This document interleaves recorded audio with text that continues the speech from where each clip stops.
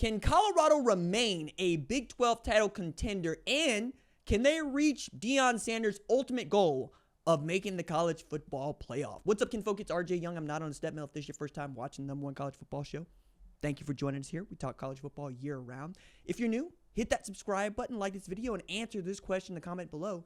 Do you think Colorado will make the 2025 college football playoff? And if you do, I'd love to hear why. If you don't, I'd love to hear why.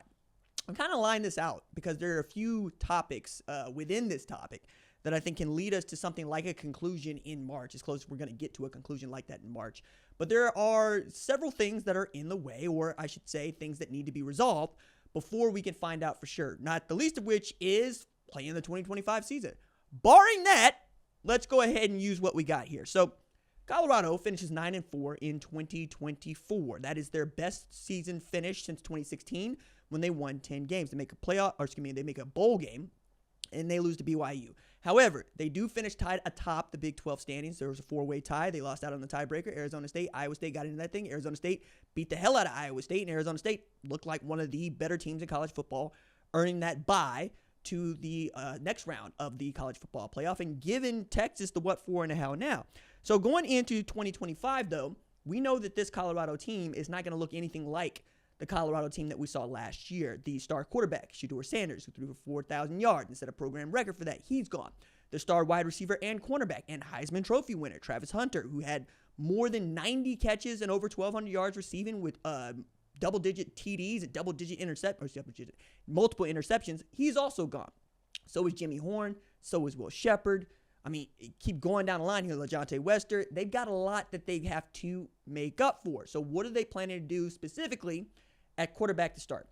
It feels like we're going into the Caden Salter era, right? I know that Juju is 39-4 as a starter in high school. He's a 5-star quarterback, longtime commit to USC. He looks like a point guard on the field, and he is in top 10 in most major Georgia State categories for passing records alongside guys like Deshaun Watson, Trevor Lawrence, and even Gunnar Stockton at Georgia right now. But Caden Salter's got 1 year of eligibility left, and after putting in a 2023 that was outstanding, a 2024 that was okay, he's going to take over the reins, we think, in his last year of eligibility at Colorado. This is a man that, when he's good, he's really good, right? He had 2,800 yards passing and over 1,000 yards on the ground in 2023, led Liberty to their first undefeated season ever, got him to the Fiesta Bowl where they promptly got mollywopped by Oregon, but that was as it was going to be because Liberty is Liberty and Oregon is Oregon. Going into 2024, new head coach, Jamie Chadwell, so forth, so on. It doesn't go exactly the way that you think it's going to go, except to say, I should say not new head coach, but second-year head coach, Jamie Chadwell. Except to say, it could have been better. It wasn't, right? Didn't go for 2,000 yards passing. Did a little bit more rushing, but he wanted to go to a more pro passing offense for himself, and that's what Pat Shurmur is promising. And frankly, if you get the Caden Salter you get in 2023, you're going to be pretty damn good at Colorado. And he might be one of the better quarterbacks in the entire country, like Deion Sanders, putting up the kind of numbers that we expect would be competitive, right? Maybe not throwing for as many yards, but certainly be rushing for more yards, and that's going to give you another dynamic part of your offense that you need to fill out in 2025, the run game. We'll talk more about this in a little bit. So for now, quarterback of the future, Juju. Quarterback of the present, Caden, okay? Is there a playmaker on this offense anywhere in sight?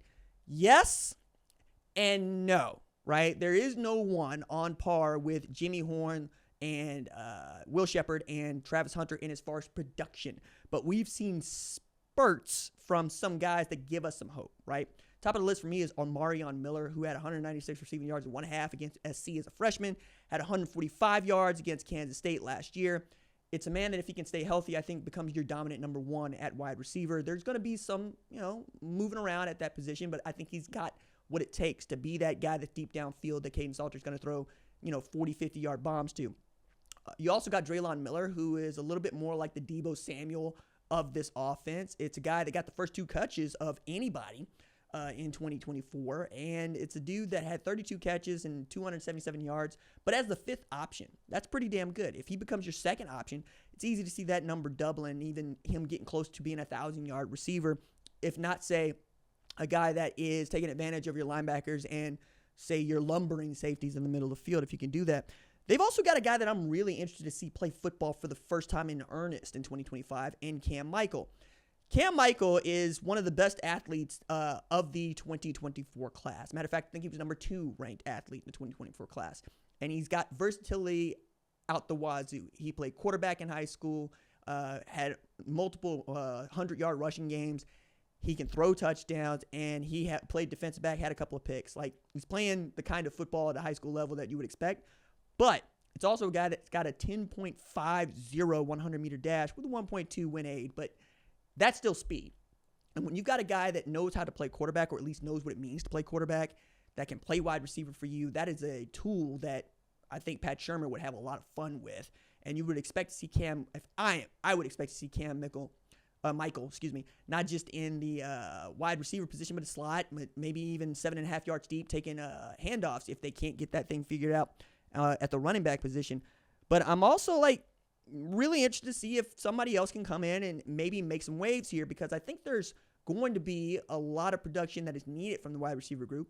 So you're going to go deep and see what you can't get in the spring, see which one of these guys has what it takes to help you fill out what was one of the better wide receiving groups in all of college football last year. Then there is the question of what, if anything, can they do on the run game? Man, Colorado was dead last in rushing in 2024. 133 out of 133, my guys. 65 yards rushing on the ground. That's 11 yards worse than Kent State, who was garbage, to use the French term, in 2024 as a football team. And they still outrushed Colorado. Now, Colorado didn't really want to run the football primarily. They wanted to run to throw, but you still got to have a credible rushing attack if you expect to make the college football playoff, and that's what they're competing for, to win the Big 12 championship and get to the college football playoff. You've got tailbacks you need to see something from, right? Dallin Hayden being one of those guys, Isaiah Gustav being another, Michael Welch being another. Marshall Faulk's hiring was the biggest signal to everybody that, yeah, Prime understands the running back situation can't stay what it is. So you brought in a Pro Football Hall of Famer and a former MVP to run the room. And if there's something to go get in the spring portal, you'll go get it. But right now, it doesn't look like there's much of anything in there to go get. As a matter of fact, if you haven't got what you needed in the winter portal, you're probably not going to get what you need in the spring portal, because in the winter, you're trading starters.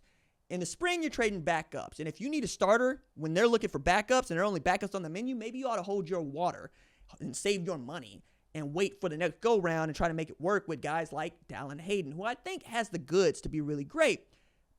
But you need to see it, right? You got to get something potent out of that rushing group so that you can give Caden Salter something else to work with. Now, he's going to make your run game better because of the kind of quarterback that he is. He's going to go pick up some yards that probably Shedeur Sanders doesn't pick up. Not because Shedeur Sanders isn't necessarily fast, but because that dude wasn't running around to run around. He's running around to throw. Caden Salter's going to be a little bit of both. He's going to run around, throw. He's going to run around to get to the first down marker. And I think that's going to make him a little bit easier on the offensive line, but also it's going to make your rushing attack that much better. So what else do they have in their way at Colorado? Well, Georgia Tech for starters, right? There are a couple of games on the schedule that are make or break, but not as many as you might think. As a matter of fact, as I'm putting the schedule together, I was going, this is doable. This is more than doable. So you get past Georgia Tech, who was able to defeat number 4 Miami, defeat number 10 Florida State, and it took Georgia 8 overtimes at home to beat them. You got to get past that team. That's also going to be a rematch of the split national champions in 1990. Yes, Georgia Tech and Colorado both split a national championship in 1990. I know. Feels like it was not in Earth 616, but in 919. Like, it just, how, Sway, how? And yet, that's what we're doing. I think Georgia Tech's going to present a really good opportunity for Colorado. And I think, the Georgia Tech team that I saw last year to finish 7-6 might be one of those 4 teams in the top of the Big 12. I mean, they were that good last year. Could they be this good this year? I don't know, right? Eric Singleton's gone. You're losing tailbacks. You got Haynes King coming back, but is that enough as you are a running team that wants to play defense? We will find out. We'll see. But that game's at home, and that's important because I think most of the games that I'm looking at for Colorado that are going to be tough are at home. Like, ranked opponents on the schedule, BYU, September 27th, that's at home. Iowa State, October 11th, that's at home. Arizona State, November 22nd, that's at home, right? Now, you've got an away game at Kansas State, but, perhaps that's not the program that it was when it played you. You get to dodge Kansas this year, who beat you to the white meat, running the ball up and down you. You don't really see any Oklahoma State. Not that they're going to be good, but they should be better than they were last year. Texas Christian is a game that you still got to play, but I think that's going to be okay. I think it's going to be fine. Arizona's still a team you got to play, but that's going to be okay. That's going to be fine. West Virginia's in year 1 of Rich Rod. You miss Texas Tech. Like, this is doable. Like, you can make the Big 12 championship with this schedule if everything falls into place. However, everything still needs to fall into place. The quarterback's got to be the quarterback. Run game's got to be better. Wide receivers got to step up. Defense has to continue to be the defense. Like, Robert Livingston did a job turning around that defense in 2024. Can he make a next step? Can they get to the Big 12 championship game? If they get to the Big 12 championship game, it's going to be difficult for me to see the College Football Playoff Selection Committee leaving that team out because of what we think. Like, people forget there were 4 teams in the top 25 to end the AP and the College Football Playoff rankings before we got them done. Arizona State, BYU, Iowa State, and at 25, Colorado. So they're telling you what they think of this program. You tell me, what do you think of this program? Drop it in the comments below.